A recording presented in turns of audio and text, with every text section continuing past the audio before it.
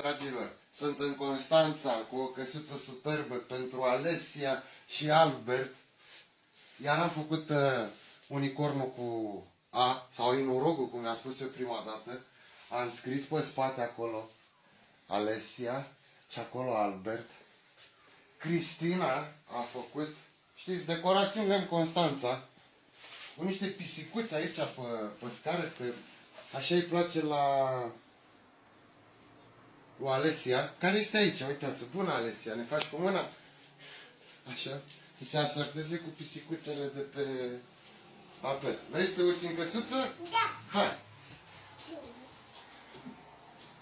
Jardinierele bleu, acoperișul bleu, coșul roz. Ia, uite, merge în picioare ca să vedeți cât de înaltă e. Hai să te învăț să dai pe topogan. Așa, bravo, vezi? Bravo, bravo. Stați aproape de mine, o să vă arăt zilele următoare, săptămânile următoare, alte căsuțe și mai frumoase și mai spectaculoase, la fel ca aceasta de aici. Vă mulțumesc, la revedere!